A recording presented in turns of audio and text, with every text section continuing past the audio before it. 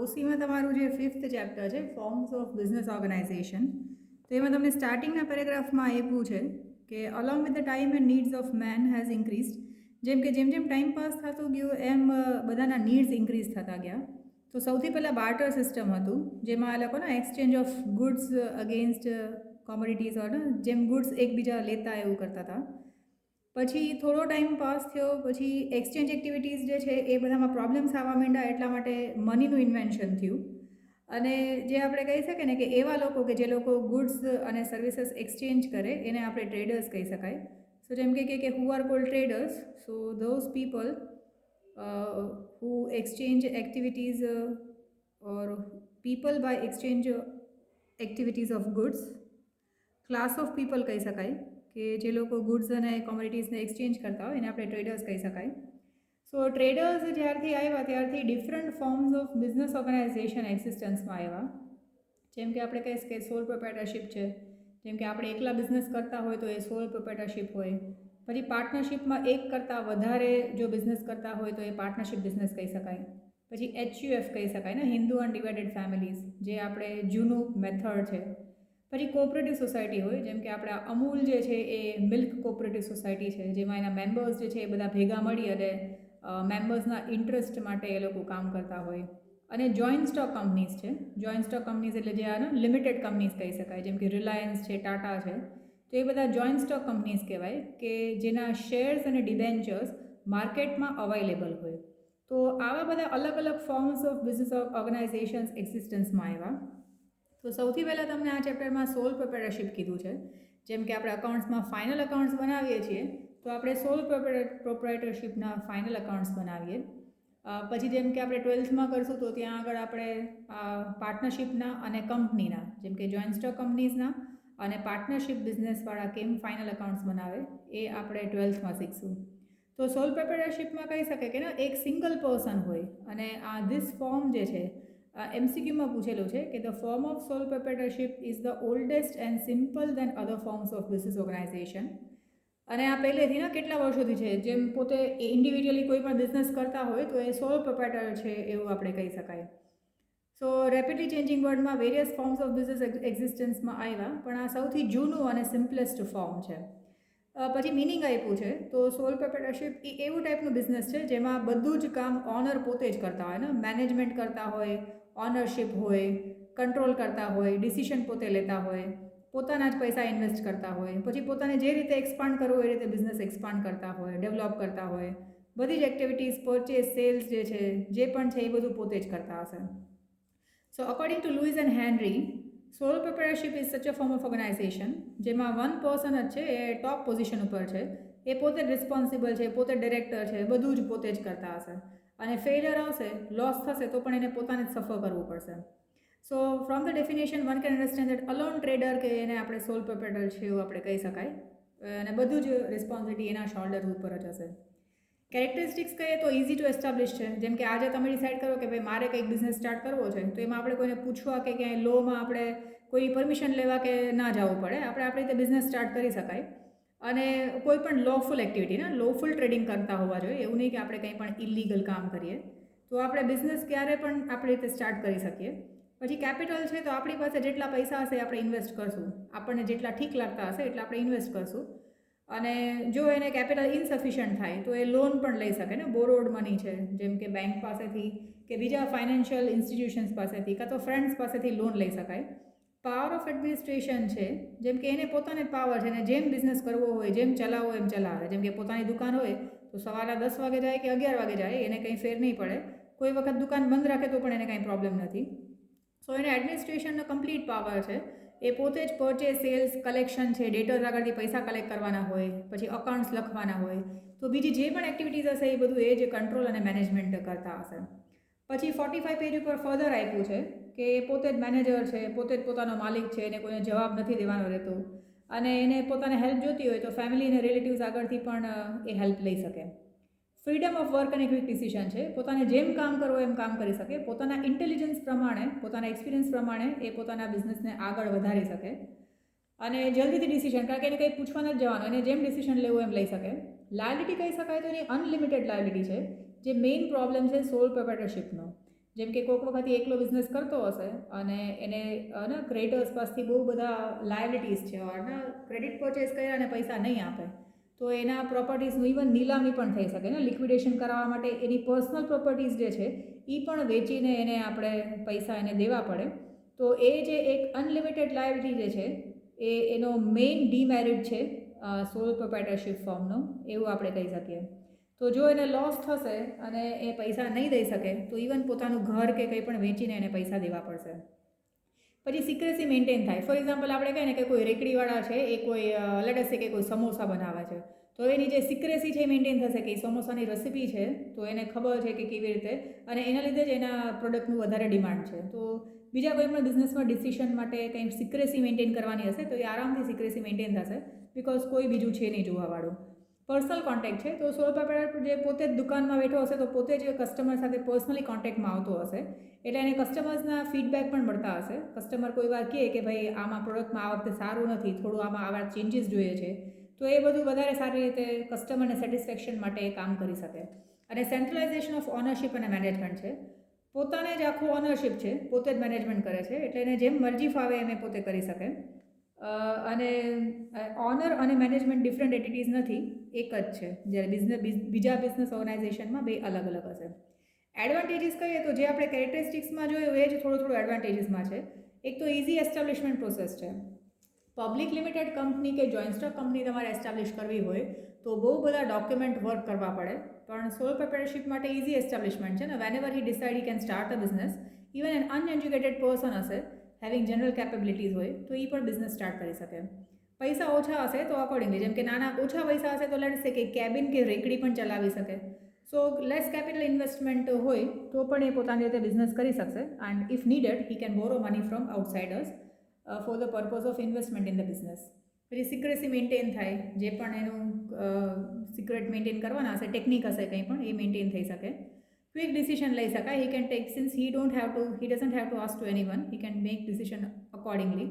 અને according to changing circumstances એ પોતે ડિસિશન લઈ શકે. જેમ કે લેટ્સ સે કે એણે કોઈ બિઝનેસ સ્ટાર્ટ કર્યો પણ હવે નથી ચાલતો તો એ પોતે એનાથી કંઈક બીજું ચેન્જ પણ કરી શકે.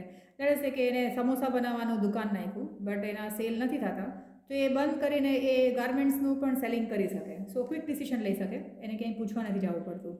પર્સનલ કોન્ટેક્ટમાં કસ્ટમર સાથે આવે, so he can be aware of the requirements of customers, employees છે કે ક્રેડિટર્સ છે એ બધાની સાથે મેન્ટેન કરે લાઈવ અને personal contact. So he can gate more information. એના પોતાનું જે પ્રોડક્ટ જે છે એમાં કોઈ પણ સુધારા વધારા કરવા હોય or if changes are needed, so he can get suggestions even from others. Flexibility છે, જેમ ક્વિક ડિસિશન છે એમ જ ફ્લેક્સિબિલિટી કહી શકે. So he can make required changes in the business environment. કોઈ વખત સારા પર્પોઝ માટે કંઈ વધારે મોડિફિકેશન કરી શકે, જેમ કે નાની દુકાન હોય એમાં મોડિફિકેશન કરીને કંઈ રિનોવેશન કરી શકે.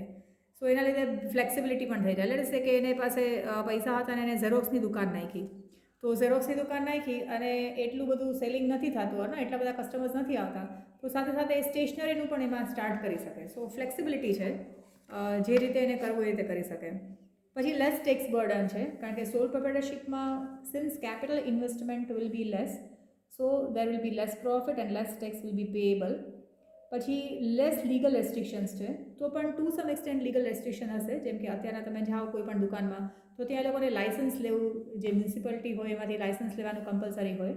બટ અધરવાઇઝ જે ઘરઘરાઓને ઘરમાં જે પણ કોઈ બિઝનેસ કરતા હશે, લેટ્સ સે કે અત્યારના ઘણાના પેરેન્ટ્સ છે ઓર ઘણા લોકો ઘરેથી જ સામાન, ડ્રેસ મટીરિયલ્સ છે કે બીજા ગિફ્ટ આર્ટિકલ્સ છે એનું સેલિંગ કરતા હોય તો એમાં કોઈ લીગલ રેસ્ટ્રિક્શન્સ છે નહીં. થ્રુ વોટ્સઅપ ગ્રુપ એ લોકો એડવર્ટાઇઝિંગ કરી અને કસ્ટમર્સને પ્રોડક્ટ્સ પહોંચાડતા હોય. સો લીગલ રેસ્ટ્રિક્શન્સ આમાં બહુ ઓછા છે, કંઈ અપ્રુવલ નથી જોતું કોઈ પાસેથી, એને પોતાને મન ફાવે એમ બિઝનેસ કરી શકે.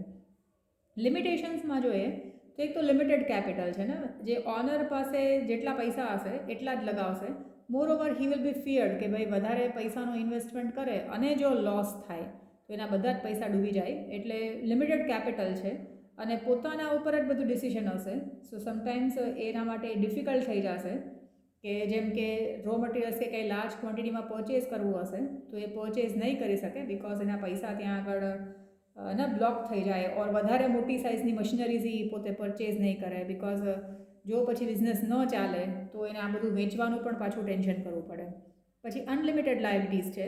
સો unlimited liability means if the sole proprietor or if the owner is not able to pay outside parties liabilities, then they may have to sell their personal assets or personal properties in order to pay the outside liabilities or business debts. પછી short duration છે.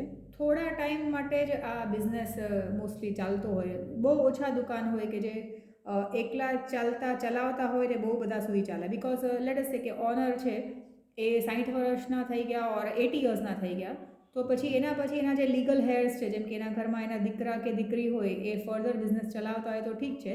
Otherwise જ્યારે honour મરી જશે તો એ દુકાન ઓર business પણ બંધ થઈ જશે એવું કહી શકે. So if the heirs do not have the ability, એના ઘરના ફેમિલી મેમ્બર્સ એના પછીના જો એ બિઝનેસ નહીં ચલાવી શકે તો એ બિઝનેસ શોર્ટ ડ્યુરેશનનો હશે. પછી લિમિટેડ વર્ક કેપેસિટી છે. હવે એક જ માણસ છે તો એ કરીને કેટલું કરે? જેમ કે મોટી કંપનીઝ જેટલું પ્રોડક્શન તો એ નહીં જ કરી શકે. So he has a limited working ability or capacity.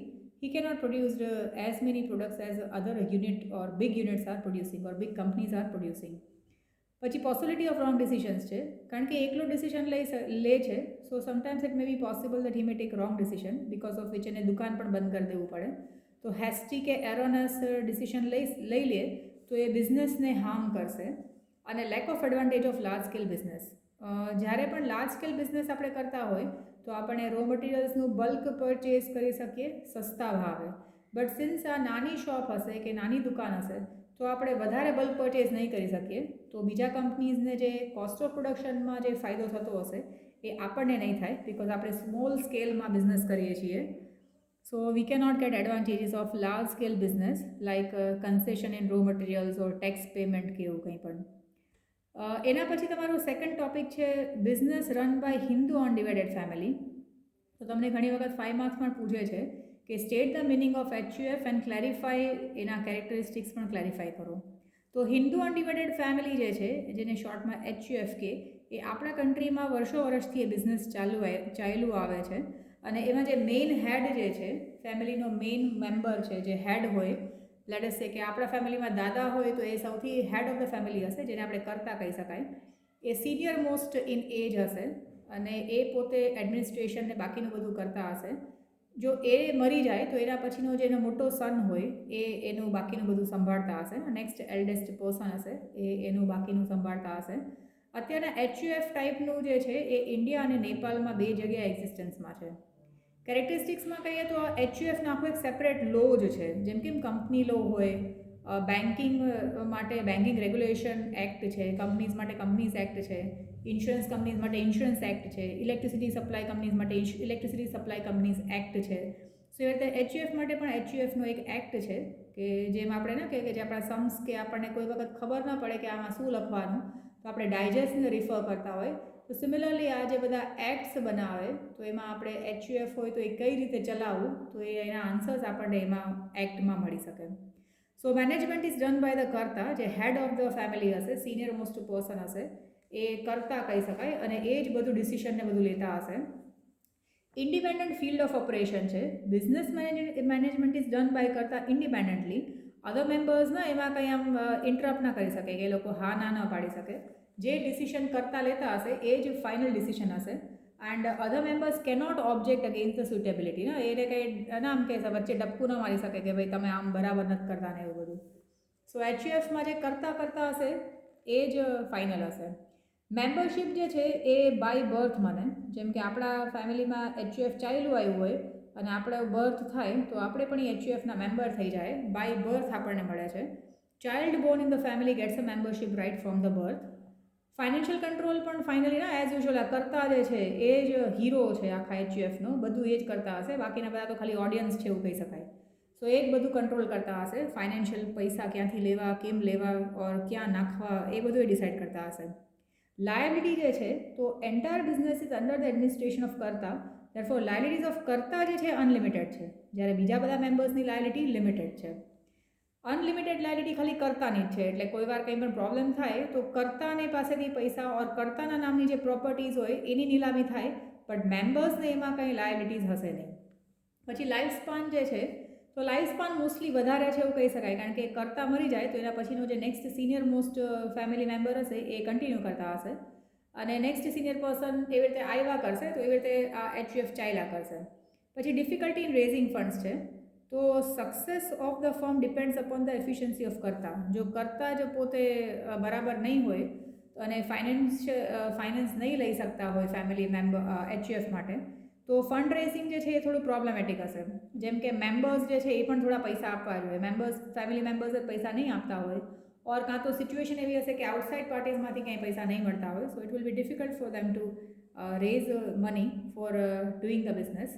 અને ઇન્સોલ્વન્સી છે. So when the firm becomes insolvent, the members of the family are declared insolvent and the minors are excluded. For payment of debt, the share of all the family members of HUF can be taken into consideration.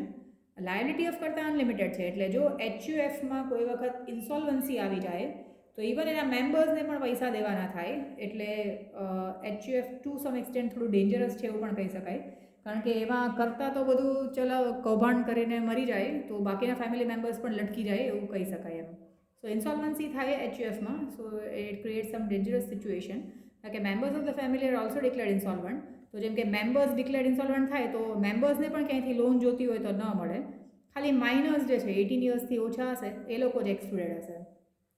So HUF જે છે એ આપણા કન્ટ્રીમાં અને નેપાળમાં છે, but એટલું popular નથી હવે.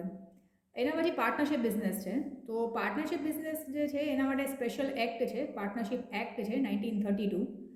સો આ આખું આપણે 12થમાં આનું ફાઇનલ એકાઉન્ટ્સ બનાવવાનું આવે છે. તો partnership business to some extent better છે સોલ પ્રોપ્રાઇટરશિપ અને HUF કરતાં, કારણ કે આમાં minimum 2 persons or more than 2 persons જો come together to do a business, to do a legal business. તો પાર્ટનરશિપ બિઝનેસમાં એ લોકોને વધારે સારું પડશે. એક તો રિલેશન બાય એગ્રીમેન્ટ હશે, એના માટે સ્પેશિયલ એક્ટ છે, એટલે પાર્ટનરશિપ એક્ટની અંદર આપણે રજિસ્ટ્રેશન કરાવી શકીએ, એગ્રીમેન્ટ કરી શકીએ. એગ્રીમેન્ટ મોસ્ટલી ઓરલ કે રિટર્ન બે પણ હોય, પણ રિટર્ન એગ્રીમેન્ટ જે છે એ એડવાઇઝેબલ છે. પછી પ્રોસિજરમાં કહી શકીએ તો એની પ્રોસિજર જે છે સિમ્પલ છે, વધારે કોમ્પ્લેક્સિટીવાળું નથી.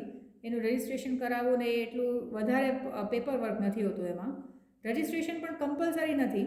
પાર્ટનરશિપ બિઝનેસ સ્ટાર્ટ કરવો હોય તો પણ એક એમ નાનકડું એ લોકો ફોર્મલ ખાલી જે સ્ટેમ્પ પેપર પર લખીને ડિસાઇડ કરી શકે કે કોણ પાર્ટનરશિપ બિઝનેસ કરશે, કોનું કેટલું પૈસા લઈ આવશે, કોની કેટલી લાયબિલિટીઝ હશે, તો એવું એ પોતે ડિસાઇડ કરી શકે. રજિસ્ટ્રેશન કમ્પલસરી નથી, પણ રજિસ્ટ્રેશન એડવાઇઝેબલ છે રજિસ્ટર ઓફ ફર્મ્સ સાથે. જો રજિસ્ટર્ડ પાર્ટનરશિપ ફર્મ હશે તો કોઈ વાર કંઈ કેસ બેસ કરવો હોય કોઈ પાર્ટનરને અંદર કાં તો પાર્ટનરશિપમાં ઉપર કંઈ કેસ કરવો હોય then it will be convenient. તો રજિસ્ટ્રેશન કરવાનું કમ્પલસરી નથી, but even then it is advisable. Similarly જે એગ્રીમેન્ટ જે છે written or oral is there.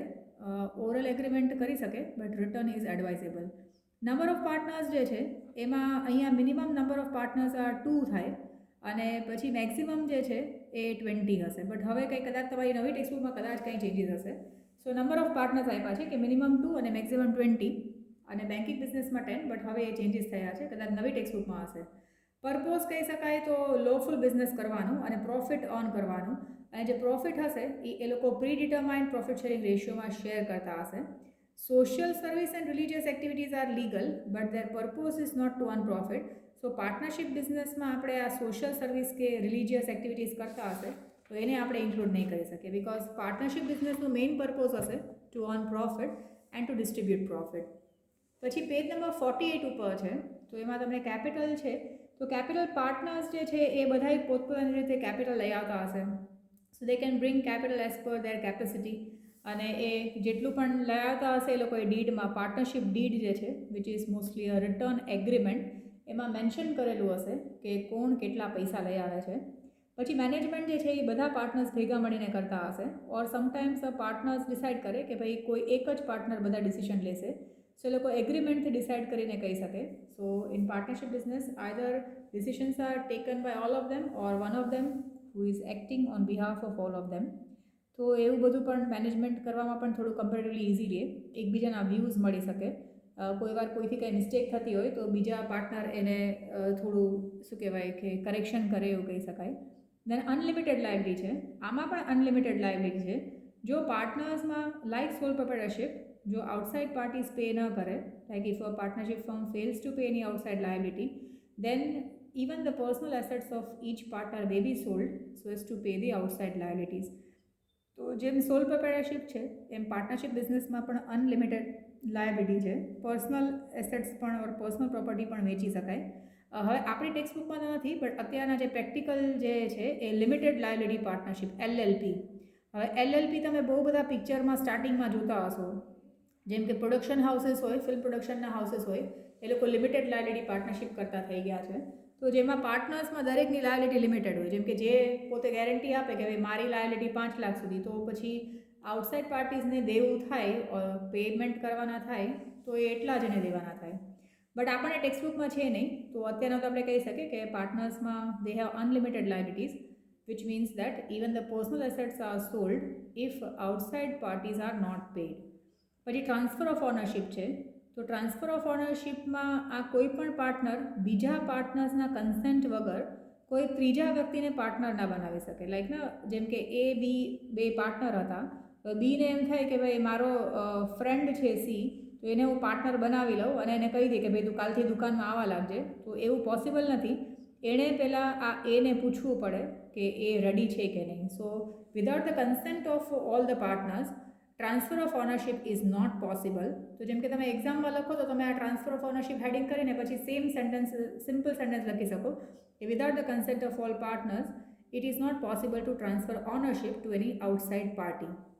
પછી લીગલ સ્ટેટસ છે. તો લીગલ સ્ટેટસ જે છે એ પાર્ટનરશિપ એક્ટ 1932માં ક્લેરિફાઈ કરેલું છે કે પાર્ટનર્સના રાઇટ શું હશે, ડ્યુટી શું હશે, રૂલ્સ અને રજિસ્ટ્રેશન પ્રોસેસને બધું કેવી રીતે હશે. અને લાઈફ સ્પાનમાં આપણે કહી શકીએ કે મોસ્ટલી લાઈફ સ્પાન લિમિટેડ છે, કારણ કે પાર્ટનર્સ જે છે એ લિવિંગ પર્સન્સ છે.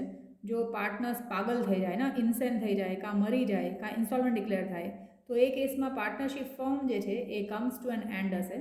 રિમેનિંગ પાર્ટનર્સ હોય તો એ કન્ટિન્યુ કરી શકે. સો અગેન રિમેનિંગ પાર્ટનર્સમાંથી પણ જો મરી જશે, સો એ કેસમાં એનું લાઈફ સ્પાન જે છે એ લિમિટેડ છે એવું આપણે કહી શકીએ. પછી એડવાન્ટેજીસ કહીએ તો ઇઝી અને લેસ એક્સપેન્સિવ પ્રોસેસ છે. આમાં બહુ બધું પેપર વર્ક નથી કરવું પડતું, તો એ ઇઝીલી એ લોકો લેસ એક્સપેન્સિવ પ્રોસેસથી એ લોકો કરી શકે. અને moreover it is not even compulsory but advisable કે એ લોકો રજિસ્ટ્રેશન કરાવે. So registration is not compulsory, so we can say it can be easily established. Efficient management છે. એક કરતાં વધારે પર્સન્સ જો ભેગા થઈને કામ કરતા હશે and if those persons are intelligent, skilled and experience, તો એ લોકો પોતાના જે વસ્તુ આ સ્કિલ્સ જે છે એ શેર કરીને સારી રીતે બિઝનેસ કરી શકતા હશે. ઇન્ક્રીઝ ઇન ગુડવિલ અને ક્રેડિટ વર્ધીનેસ. જો એક કરતાં વધારે પર્સન્સ કામ કરતા હશે, સો આઉટસાઇડ પાર્ટીઝને પણ ખબર હશે કે ભાઈ જો આ 3 પાર્ટનર્સ છે, તો એક નહીં તો બીજો, બીજો નહીં તો ત્રીજો એ રિસ્પોન્સિબલ હશે કોઈ પણ ફાઇનાન્શિયલ લાયબિલિટીઝ થશે તો. અને ઇવન આઉટસાઇડ પાર્ટીઝને ખબર છે કે જો આ લોકો પૈસા નહીં દઈ શકે તો એ લોકોની પર્સનલ પ્રોપર્ટીઝને પણ નીલામી કરાવી શકાય. સો એ લોકોને પ્રાઇવેટ પ્રોપર્ટીઝમાંથી પણ રિકવર કરી શકાશે. સો એટલા માટે એ લોકોની ગુડવિલ કે ક્રેડિટ વર્ધીનેસ વધારે હશે. પછી મોર કેપિટલ છે. સોલ પ્રોપ્રાઇટર છે એ ઓછા પૈસા લાવી શકે, પણ એના કરતાં જો વધારે પાર્ટનર્સ ભેગા થઈને બિઝનેસ કરતા હશે તો બધા લોકો પોતપોતાની રીતે પૈસા લઈ આવશે એવું આપણે કહી શકાય. સો મોર પીપલ મોર કેપિટલ એ એનું એક એડવાન્ટેજ હશે. પછી advantages of division of labour. એક જ હોય એના કરતાં બે કે બે કરતાં વધારે હોય તો ડિવિઝન ઓફ લેબર કહી શકે. ફોર એક્ઝામ્પલ 3 ફ્રેન્ડ્સ છે, એમાંથી એક એન્જિનિયર છે, એક CA છે અને એક જે છે એ લેટસ સે કે એને બાકીનું બધું નો હાઉ છે, ઓર લેટસ સે કે લોયર છે, તો ડિવિઝન ઓફ લેબર કહી શકાય. એક ટેકનિકલ ડિપાર્ટમેન્ટ સંભાળી શકે, એક ફાઇનાન્સ ડિપાર્ટમેન્ટ સંભાળી શકે. So if they are skilled people or skilled partners, so they can divide their work અને બધાની અલગ અલગ રિસ્પોન્સિબિલિટીઝ અસાઇન કરી શકે, so that no single person will get more burden. Proper decision making is possible because since there are more than 2 persons or 2 persons minimum are there, so એ લોકો by mutual consent they will be taking a decision. So the possibility of wrong decisions are less as compared to sole proprietorship firm. પછી ફ્લેક્સિબિલિટીમાં પણ same કહી શકાય કે since partnership એક voluntary agreement છે, સો partners એકવાર decide કરે અને બિઝનેસ કરતા હોય અને કદાચ જો એ લોકોને લાગે કે આ બિઝનેસમાં પ્રોફિટ નથી કમાતો, સો ચેન્જિંગ એન્વાયરમેન્ટ સિચ્યુએશન્સમાં they can make necessary changes in the management and type or structure of a partnership firm. પછી protection of the interest of minority છે. So usually partnership firm all types of work is carried out with the consent of all the partners. તો કોઈ પણ એક partner agri નહીં કરતા હોય તો બાકીના લોકો જે છે એ ડિસોલ્યુશન કરાવી શકે and that is why the interest of minority are protected. જો કોઈ વખત લેટ અસ સે કે એ બી સી 3 પાર્ટનર્સ છે અને એ બી કંઈ પણ પ્રોજેક્ટ માટે કહે છે જે સીને કરવું નથી, so she can ask for dissolution. She એમ કહી શકે ભાઈ જો મારે તો આમાં પડવું જ નથી, તમારે કરવું હોય તો કરો, હું આમાંથી નીકળી જાઉં. સો એ ડિસોલ્યુશન કરાવી શકે પાર્ટનરશિપનું. એ નીકળી જાય પછી આ એ બીને જે કરવું હોય એ કરે. સો ઇફ આપણે સીની જગ્યાએ હોય અને આપણને આ એ ને બી આપણા બે પાર્ટનર્સ જે કરે છે એ બરાબર ન લાગતું હોય, સો વી કેન આસ્ક ફોર ડિસોલ્યુશન. ભાઈ ડાયરેક્ટ રિલેશન વિથ કસ્ટમર્સ આમાં પણ છે. કસ્ટમર્સની સાથે આપણે ડાયરેક્ટલી કોન્ટેક્ટમાં આવીએ તો કસ્ટમર્સ ફીડબેક આપણે લઈ શકીએ. ડિસેન્ટ્રલાઇઝેશન ઓફ ઇકોનોમિક પાવર છે. ડિસેન્ટ્રલાઇઝેશન મતલબ ડિવિઝન. ઇકોનોમિક પાવર, પૈસા એક જ પાસે નથી, બધાના પૈસા ઇન્વેસ્ટેડ છે. સો બધા લોકો ધ્યાનથી કામ કરશે કારણ કે બધાને ખબર હશે કે ભાઈ અમારા પૈસાનું રિટર્ન અમને મળવું જોઈએ. Income tax burden comparatively less છે as compare to public limited or joint stock companies. તો જેમ પ્રોફિટ ડિવાઈડ કરશે પાર્ટનર્સમાં તો એ ટેક્સ બર્ડન પર ઓછું આવશે એવું કહી શકાય. લિમિટેશન્સ કહીએ તો એક તો લિમિટેડ કેપિટલ છે. Limited capital as compare to મોટી કંપનીઝ જે છે, as compare to big companies or huge companies, even large scale production is not possible because of limited capital. Unlimited liability છે તો એટલે પણ અમુક ડિસિશન્સ લેવામાં એ લોકોને બીક લાગશે કે જો આપણે પૈસા ડૂબી ગયા તો even personal assets are sold. So unlimited liability is also one of the main limitations of partnership firm. Possibility of disagreement છે ને, અંદર બાધાવાદી પણ થઈ જાય. So there are chances of disagreement due to which proper decision may not be taken and a loss may be incurred. Difficulty in maintaining secrets છે. જેમ કે અમુક લોકો સિક્રેટ મેન્ટેન કરી શકે, અમુક પાર્ટનર જો લીક કરશે information, then business secrets will be leaked and other competitors may take advantage of secrecies. Difficulty in share transfer. જેમ કે મારે આમાં ન રહેવું હોય અને મારે ચાહતા હોય કે અમારા કોઈ રિલેટિવ એમાં પાર્ટનરશિપમાં થાય, so it can be done only with the consent of all the partners. So transfer of ownership is not possible unless it is with the consent of all the partners. Decision મેકિંગમાં delay થઈ શકે because જો disagreements કે dispute હશે, so it may happen that there may be delay in decision making. અંદર બાધાવાદીમાં જ એટલો ટાઈમ જશે કે ડિસિઝન લઈ નહીં શકાય. શોર્ટ લાઈફ સ્પાન છે. કોઈ પણ પાર્ટનર કાં તો બધા જ પાર્ટનર્સ મરી જાય, ઇન્સોલ્વન્ટ થઈ જાય, કાં તો પાગલ થઈ જાય, ઇનસેન થઈ જાય. સો એ કેસમાં શોર્ટ લાઈફ સ્પાન છે એવું કહી શકાય. પછી હવે તમને જે આ ટાઈપ ઓફ પાર્ટનર છે એ ઘણી વખત પૂછે છે શોર્ટમાં. તો એક્ટિવ પાર્ટનર મતલબ એવો પાર્ટનર કે જે દરરોજના ડે ટુ ડે એક્ટિવિટીઝમાં પાર્ટ લેતો હશે અને એ બાકીનું બધું કામકાજ કરતો હશે. સો એ એક્ટિવ પાર્ટનર છે. સ્લીપિંગ ઓર ડોર્મેન્ટ પાર્ટનર એવો પાર્ટનર હશે કે જેનું નામ તો હશે but A mostly decision making પ્રોસેસમાં એક્ટિવ નહીં હોય. મોસ્ટલી ડોર્મેન્ટ પાર્ટનર જે છે ને એ પોતાના પૈસા આપીને બેઠો હશે, એની પાસે વધારે પૈસા હશે તો. So the person who becomes a partner by the partnership deed and bears loss of profit but does not take active part in management, એને આપણે dormant or sleeping partner કહી શકે. પણ તો પણ એની લાયબિલિટી જે છે એ તો અનલિમિટેડ જ હશે, ભલે એ સ્લીપિંગ કે ડોર્મન્ટ પાર્ટનર હોય. પછી નોમિનલ પાર્ટનર છે. તો નોમિનલ પાર્ટનર જે છે એ પૈસા નહીં લઈ આવે, ખાલી નામનો પાર્ટનર હશે because of his goodwill. Let us સે કે તમારી પાર્ટનરશિપ ફર્મમાં તમે અમિતાભ બચ્ચનને પાર્ટનર બનાવી નાખો તો બધા લોકો એમ જોશે કે ભાઈ આ કંપનીમાં તો ઓર આ કંપની નહીં બટ આ ફર્મમાં તો અમિતાભ બચ્ચન પાર્ટનર છે તો આ ફર્મ તો બહુ સારી હશે, આપણે એ દુકાનેથી જ લેવા જઈએ.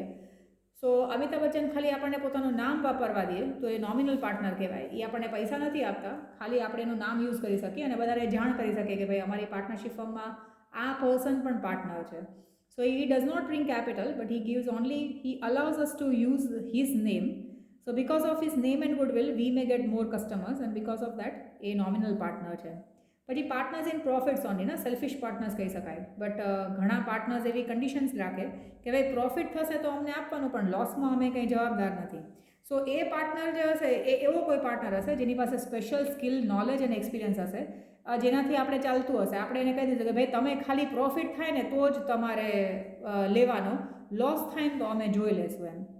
સો બિકોઝ આપણને ખબર હોય કે એ પાર્ટનર, આપણે એ પર્સનને પાર્ટનર રાખશું, then we will be at an advantage. So we can keep any such person as a partner in profit only, in which he will be paid only a profit share but he will not suffer any loss. તો આ પણ છે એ ઘણી વખત મે ઓર મે not bring capital, એ પણ પૈસા ઘણીવાર નહીં લઈ આવે તો પણ એ એન્ટાયર પ્રોફિટ લઈ જતો હશે બટ એની પાસે સ્કિલ, નોલેજ અને એક્સપિરિયન્સ એટલું સારું હશે કે આપણે એને પાર્ટનર બનાવવા માટે રેડી હશું.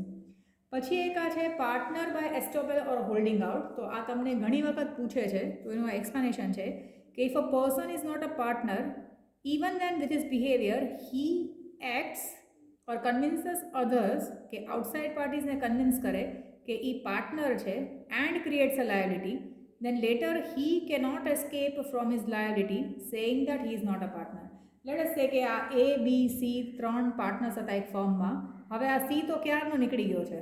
હવે આપણે જ્યારે મળવા ગયા ત્યારે આપણે C ને મળ્યા તો આપણને તો એમ હતું કે એ તો આના પાર્ટનર છે, તો એટલે આપણે એની સાથે ટ્રાન્ઝેક્શન કર્યું. તો સી પણ આપણને કહેતા નથી કે હવે તો એ આ પાર્ટનરશિપ ફર્મમાં છે નહીં. આપણે એની સાથે એટલા માટે ટ્રાન્ઝેક્શન કર્યું બિકોઝ વી થોટ કે હી is a partner of this firm. તો હવે આપણે એની સાથે કોન્ટ્રાક્ટ કરીએ અને એને આપણા તરફ લાયબિલિટી થાય, તો એ આપણને પૈસા ન આપે ને આપણે એની સામે કેસ કરીએ તો એ એમ ન કહી શકે કે ભાઈ હું ક્યાં પાર્ટનર છું અહીંયાનો. સો એ that is called a partner by estoppel or holding out. Once she આપણને કન્વિન્સ કરે છે ઓર આપણે જ્યારે એની સાથે કોન્ટ્રાક્ટ કરીએ છીએ, at that time he is not specifying us કે એ તો હવે પાર્ટનર છે નહીં. આપણે એવું જ સમજ્યું કે એ આ ફર્મમાં પાર્ટનર છે, એટલા માટે આપણે એને લેટ અસ સે કે ગુડ્સ કે સેલ્સ કર્યા અને જો એ આપણને પૈસા ના આપે, so in that case we can make a case against him. તો એ આ પછી પાછળથી ના પાડી શકે કે તમારે જોવું હતું ને હું ક્યાં પાર્ટનર છું એમ. સો એને આપણે partner by estoppel or holding out કહી શકાય, કે જ્યારે એ પોતાના બિહેવિયર ઓર એક્ટથી એવું આપણને કન્વિન્સ કરાવે that he is a partner and later on એ આપણને એમ કે ભાઈ હું તો પાર્ટનર નથી, તો એ છટકી ના શકે, એને પૈસા ભરવા પડે. પછી એક પૂછે છે કે can a minor become a partner. તો પાર્ટનરશિપ ફર્મમાં માઇનર પાર્ટનર ન થઈ શકે, but if a partner dyes his minor child જે છે એને તમે પાર્ટનર તરીકે લઈ શકો ખરા, પણ એને પછી પ્રોપર્ટીમાં ને એમાં લાયબિલિટીઝ એની નહીં હોય. તો અહીંયા આગળ આપ્યું છે કે if any partner dies then is minor child can be made a minor partner has the liability to pay the ડેપ્ટ, has no liability to pay the debt. Creditors cannot take personal property of a minor. તો માઇનરમાં લઈ શકાય but એ લાયેબલ નહીં હોય. પછી અહીંયા તમને types of partnership આપ્યા છે. તો પાર્ટનરશિપ એટ વિલ, જે ટાઈમ લિમિટના હિસાબથી પાર્ટનરશિપ એટ વિલ છે, પાર્ટનરશિપ ટર્મ પાર્ટનરશિપ છે અને સ્પેસિફિક વર્ક માટેની છે. તો પાર્ટનરશિપ એટ વિલ હોય એમાં મન મરજીથી ના, એ લોકોએ પોતાના વિશેસ ઓફ અ પાર્ટનર એ લોકોએ બિઝનેસ સ્ટાર્ટ કર્યો હશે, સારું લાગશે તો બિઝનેસ કરશે, નહીં લાગે તો અચાનક પણ બંધ કરી શકશે. સો એમાં કંઈ ટાઈમ લિમિટ છે નહીં, they can dissolve as per their wishes. Term પાર્ટનરશિપમાં કોઈ ટાઈમ લિમિટ માટે પાર્ટનરશિપ કરી હોય, લેટ્સ સે કે અમુક મહિના કરી હોય કે અમુક વર્ષો માટે કરી હોય, so after the completion of the time period એ પાર્ટનરશિપ ફર્મ જે છે એ બંધ થઈ જશે. અને કોઈ સ્પેસિફિક વર્ક માટે જો પાર્ટનરશિપ કરી હશે, જેમ કે કોઈ કન્સ્ટ્રક્શન ઓફ અ બ્રિજ છે કે કોઈ સ્પેસિફિક જોબ માટે પાર્ટનરશિપ કરી હશે, લેટ અસ સે કે આપણા ઇન્ડિયન આઇડલમાં ને એમાં એ લોકોના કેટરિંગવાળા અને ઇન્ડિયન આઇડલના ટીમે કંઈ કોન્ટ્રાક્ટ કર્યો હતો કે જ્યાં સુધી ઇન્ડિયન આઇડલ ચાલશે ત્યાં સુધી ખાવા પીવાનું તમારે જ મોકલાવાનું થશે. તો એ જે છે સ્પેસિફિક વર્ક માટે છે. જ્યારે ઇન્ડિયન આઇડલ પૂરું થઈ જશે ત્યારે એ લોકોનો કોન્ટ્રાક્ટ પણ પૂરો થઈ જશે એવું કહી શકાય. પછી અકોર્ડિંગ ટુ લાયબિલિટી પાર્ટનરશિપમાં વિથ લિમિટેડ લાયબિલિટી હોઈ શકે, જેમાં excluding one partner all the partners have limited liability, એવી ટાઈપનો બિઝનેસ હોઈ શકે. પાર્ટનરશિપ ઇન અનલિમિટેડ લાયબિલિટી, જે બેઝિકલી આપણે સમજીએ છીએ, where in case of outside parties liability બધા જ પાર્ટનર્સના પર્સનલ પ્રોપર્ટીઝ પણ વેચીને પૈસા દેવા પડે. પછી અકોર્ડિંગ ટુ બિઝનેસ છે, જો અકોર્ડિંગ ટુ ટાઈમ લિમિટમાં એટ વિલ, પછી ટર્મ પાર્ટનરશિપ અને સ્પેસિફિક વર્ક માટે, અકોર્ડિંગ ટુ લાયબિલિટી લિમિટેડ અને unlimited, according to business banking અને જનરલ. તો બેન્કિંગ બિઝનેસ માટે પણ પાર્ટનરશિપ ફર્મ કહી શકાય. હવે પહેલાંમાં 2 to 10 પાર્ટનર્સ ને નોન બેન્કિંગ ફર્મ્સમાં 2 to 20 હતું. તો એ તમે જોઈ લેજો, તમારામાં કદાચ ચેન્જીસ હશે. અને રજિસ્ટ્રેશનના વ્યૂ પોઈન્ટથી રજિસ્ટર્ડ અને અનરજિસ્ટર્ડ. તો રજિસ્ટર્ડ પાર્ટનરશિપ હશે એને રજિસ્ટર ઓફ ફર્મ્સ આગળ રજિસ્ટ્રેશન કરાવ્યું હશે, અને ક્યારે પણ કોઈ વાર કંઈ પ્રોબ્લેમ્સ થાય તો રજિસ્ટર્ડ પાર્ટનરશિપ ફર્મ હશે તો પાર્ટનર્સ ક્લેમ કરી શકશે, કમ્પલસરી નથી રજિસ્ટ્રેશન કરાવવાનું. અને અનરજિસ્ટર્ડ પાર્ટનરશિપ ફર્મમાં ઇટ ઇઝ નોટ રજિસ્ટર્ડ, તો એ કેસમાં ડેપ્ટ્સ કે પૈસા લેવાના રિકવરી કરવાના હોય તો ત્યારે થોડો પ્રોબ્લેમ થઈ શકે. પછી રજિસ્ટ્રેશન ઓફ પાર્ટનરશિપ કીધું છે કે રજિસ્ટ્રેશન કેવી રીતે કરી શકાય. સો તમને ત્યાં ક્વેશ્ચન પૂછે છે કે that state the details to be submitted for registration of partnership. તો પાર્ટનરશિપ એક્ટ 1932ની અંદર રજિસ્ટ્રેશન કરી શકાય, વિચ ઇઝ નોટ કમ્પલસરી. તો તો એમાં કયા કયા ડિટેલ્સ નાખવાના હોય. તો કોમ્યુનિટી રજિસ્ટરમાં એ એપ્લિકેશન નાખવાની હોય. તો અહીંયા તમને બધા ડિટેલ્સ આપ્યા છે કે name address of the firm છે, બધા પાર્ટનર્સના મોબાઈલ નંબર્સ, ટેલિફોન તો હવે નહીં હોય, મોબાઈલ નંબર હશે, પ્રોફિટ શેરિંગ રેશિયો કેટલો છે, કેટલા ટાઈમ સુધી ફર્મ ચાલશે, કેટલા બ્રાન્ચીસ છે, કઈ તારીખે એ લોકોનું એસ્ટાબ્લિશમેન્ટ થયું, કોઈ નવા પાર્ટનર એડમિટ કર્યા હશે તો ક્યારે એડમિટ થયા, પછી કોણ કેટલું પાર્ટનર્સ લઈ આવ્યા, તો એ બધા ડિટેલ્સ હશે. Date of admission, date of regarding capital of partners. પછી અહીંયા તમને આપ્યા છે કે explain advantages and registration of partnership firm. તો એડવાન્ટેજીસમાં રજિસ્ટ્રેશન જો કરાવ્યું હશે તો એના એડવાન્ટેજીસ શું છે? તો રિકવરી કરવાની હશે તો ઇઝી રહેશે. કોઈ વાર કોર્ટમાં ફાઇલ કરવો હોય ને, કેસ ફાઇલ કરવો હોય, જસ્ટિસ લેવું હોય તો એ સારું પડશે. પબ્લિક નોટિસ આપવી હોય તો પણ આપણે પેપરમાં આપી શકશું. તો પાર્ટનર્સ માટે આ સારું પડશે. અને existence of firm becomes public through registration, એટલે બધાને ખબર હશે કે આવી ટાઈપની પાર્ટનરશિપ ફર્મ છે. પછી પાર્ટનરશિપ ડીડ છે. તો તમને ઘણી વખત પૂછે છે કે state the details to be included in partnership deed. તો પાર્ટનરશિપ ડીડમાં જેટલી પણ ઇન્ફોર્મેશન નાખવાની હોય એનું લિસ્ટ આપ્યું છે. નેમ, એડ્રેસ, કયા દિવસે એસ્ટાબ્લિશમેન્ટ થયું, ઇન્ટરેસ્ટ ઓન લોન કેટલું હશે, ઇન્ટરેસ્ટ ઓન ડ્રોઈંગ્સ કેટલું હશે, કોઈ પાર્ટનરને સેલરી, બોનસ, કમિશન કે કંઈ આપતા હશે તો એ કેટલું હશે, પછી અકાઉન્ટ્સ કેવી રીતે મેન્ટેન કરશો, ગુડવિલ કેવી રીતે મેન્ટેન કરશો. તો આ બધા છે એમાંથી કદાચ બધા ન લખી શકો, પણ ટુ સમ એક્સટેન્ટ જે ઇઝી છે ને, રાઇટ્સ અને ડ્યુટીઝ ઓફ પાર્ટનર્સ શું હશે, એડમિશન રિટાયરમેન્ટ કેવી રીતે થઈ શકશે, કોણ કેટલા પૈસા લઈ આવશે, તો આ બધા ડિટેલ્સ જે છે એ પાર્ટનરશિપ ડીડમાં મેન્શન કરેલા હશે. આ સેમ વસ્તુ આપણને 12થમાં અકાઉન્ટ્સ પાર્ટ 1માં ફર્સ્ટ ચેપ્ટરમાં જ પાછું એક્સપ્લેન કરેલું છે. પછી તમને 53 પેજ ઉપર આપ્યું છે કે સોલ પ્રોપ્રાઇટરશિપ અને પાર્ટનરશિપમાં ડિફરન્સ શું. તો મિનિંગમાં તો આમાં એક જ પર્સન હશે, અહીંયા 2 કરતાં વધારે ઓર મિનિમમ 2 પર્સન્સ હશે. તો મિનિંગમાં તો અહીંયા એક જ પર્સન બધું કરતો હોય, જ્યારે અહીંયા જોઈન્ટમાં બધા કરતા હશે. પછી કેપિટલ ઓનર લઈ આવશે, આમાં પાર્ટનર્સ લઈ આવશે. એસ્ટાબ્લિશમેન્ટ ઇઝીલી થઈ શકે, આમાં ઓરલ એગ્રીમેન્ટથી થઈ શકે, રિટર્ન એડવાઇઝેબલ છે.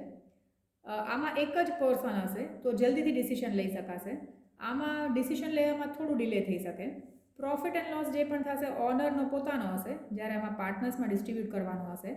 રજિસ્ટ્રેશનનું આમાં કંઈ પ્રોવિઝન જ નથી, જ્યારે આમાં રજિસ્ટ્રેશનનું પ્રોવિઝન તો છે but it is not compulsory. Secrecy maintain થશે, અહીંયા સિક્રેસી લીક થવાના થોડા ચાન્સીસ હશે. ટ્રાન્સફર ઓફ શેર કંઈ પણ કરી શકે, જેમ કરવું એમ કરી શકે, but here he can transfer the shares only with the consent of other partners. Risk આમાં વધારે છે, આમાં કમ્પેરેટિવલી ઓછી છે. તો આમાં તમે જોઈ લેજો આ ફર્સ્ટ ચેપ્ટરમાં. અને અહીંયા પેજ નંબર્સ છે, તો એવું હોય તો એના ફોટા છે તો એ મોકલી દઈશ તમને. તો એમાં ફોટાથી તમે જોઈ શકો તમને લેન્ધી ક્વેશ્ચન્સ અને શોર્ટ ક્વેશ્ચન્સ.